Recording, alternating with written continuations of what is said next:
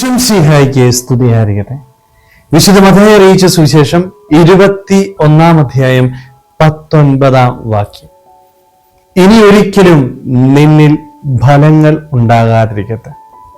ആ നിമിഷം തന്നെ ആ അത്തിവൃക്ഷം ഉണങ്ങിപ്പോയി. ഈശോയുടെ ശാപം ഏറ്റുവാങ്ങുന്ന അത്തിവൃക്ഷത്തെ നാം ഇന്ന് വചനത്തിൽ കാണുന്നുണ്ടല്ലേ. എന്തുകൊണ്ടാണ് ഈശോ ആ അത്തിവൃക്ഷത്തെ ശപിച്ചത്? ഈശോയ്ക്ക് വിശന്നപ്പോൾ വഴിയരികിൽ നിന്ന അത്തിവൃക്ഷത്തിന്റെ അടുക്കലേക്ക് വന്നു. എന്നാൽ അതിൽ ഫലങ്ങൾ കണ്ടില്ല. ഫലം ലഭിക്കാത്ത അത്തിവൃക്ഷത്തെ ഈശോ ശപിക്കുകയും അത് ഉണങ്ങിപ്പോവുകയും ചെയ്തു. സ്നേഹമുള്ളവരെ, ഈ ഒരു വചനഭാഗം നമ്മളായിരിക്കുന്ന ഇന്നത്തെ ലോകത്തിൽ പ്രത്യേകിച്ച് വ്യക്തിപരമായിട്ട് നമുക്കൊക്കെ നൽകുന്ന ഒരു മുന്നറിയിപ്പാണ്. നമ്മുടെ ജീവിതത്തിലേക്കും ഈശോ കടന്നു വരുന്നുണ്ട്.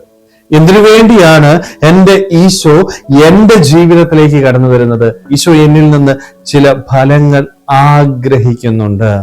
ഈശോ ആഗ്രഹിക്കുന്ന ഫലങ്ങൾ പുറപ്പെടുവിക്കുവാനായിട്ട് നമുക്ക് സാധിച്ചില്ല എങ്കിൽ നമ്മുടെ ജീവിതത്തിലും നമുക്കും ലഭിക്കാൻ പോകുന്നത് ഇതേ ശാപം തന്നെയായിരിക്കും. നമ്മുടെ ജീവിതവും പൂർണ്ണമായിട്ട് നശിച്ചു പോകും. അതുകൊണ്ടാണ് ഈ അത്തിവൃക്ഷം നമ്മുടെ മുൻപിൽ വലിയൊരു വെല്ലുവിളിയായിട്ട് നിൽക്കുകയാണ്. ഈശോ ആഗ്രഹിക്കുന്ന ഫലം പുറപ്പെടുവിക്കുവാനായിട്ട് നമുക്ക് സാധിക്കുന്നുണ്ടോ എന്നതിൻ്റെ വെല്ലുവിളി. പലപ്പോഴും ഈശോ ആഗ്രഹിക്കുന്ന ഫലമല്ല നമ്മൾ പുറപ്പെടുവിക്കുന്നത്. ഈശോയേക്കാൾ ഉപരിയായിട്ട് ഈ ലോകത്തെ സ്നേഹിച്ച് പല വ്യക്തികളെ സ്നേഹിച്ച് അവരെ പ്രീതിപ്പെടുത്തുവാനായിട്ട് ഈ ലോക മോഹങ്ങളുടെ പിന്നാലെ ഓടുന്ന വ്യക്തികളായിട്ട് നമ്മൾ മാറിപ്പോകുന്നുണ്ട്. ഈ ലോകത്തിൽ പല ഫലങ്ങൾ നമ്മൾ പുറപ്പെടുവിക്കുന്നുണ്ടായി. പക്ഷെ അവയൊന്നും എൻ്റെ ദൈവം ആഗ്രഹിക്കുന്ന ഫലങ്ങളാണോ എന്ന് ചിന്തിക്കാൻ പോലും പലപ്പോഴും എനിക്ക് സാധിക്കാതെ പോവുകയാണ്. ദൈവം ആഗ്രഹിക്കുന്നത് എന്താണ് എന്ന് മനസ്സിലാക്കാൻ പോലും നമുക്ക് സാധിക്കുന്നില്ല. അതിനാണ് അവൻ ദൈവത്തിന്റെ വചനം തന്നിട്ടുണ്ടല്ലേ. എന്തിനാ തന്നേക്കുന്നത്? ദൈവം അവന്റെ വചനം ഈ ഭൂമിയിൽ എനിക്ക് നൽകിയിരിക്കുന്നത് നാം ഈ ഭൂമിയിൽ എപ്രകാരം ജീവിച്ച് ഫലം പുറപ്പെടുവിക്കണം എന്ന് ഓർമ്മിപ്പിക്കാനായിട്ടാണ്.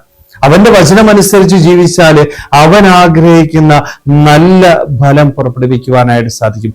എന്നാൽ മാത്രമേ അവനോട് ചേർന്നിരിക്കാനായിട്ട് എനിക്ക് സാധിക്കത്തുള്ളൂ. അവൻ ആഗ്രഹിക്കുന്ന ഫലം പുറപ്പെടുവിക്കുവാനായിട്ട് എനിക്ക് സാധിച്ചില്ല എങ്കിൽ എൻ്റെ ജീവിതത്തിൽ ഞാനും ഈശോയുടെ ശാപം ഏറ്റുവാങ്ങേണ്ടതായിട്ട് വരും. സ്നേഹമുള്ളവരെ, അതുകൊണ്ട് ഇന്ന് നമുക്കൊന്ന് ആത്മശോധന ചെയ്യാം. നമ്മുടെ ജീവിതത്തിൽ നാം ഈശോയുടെ ശാപം ഏറ്റുവാങ്ങുന്ന വ്യക്തികളാണോ എന്ന്.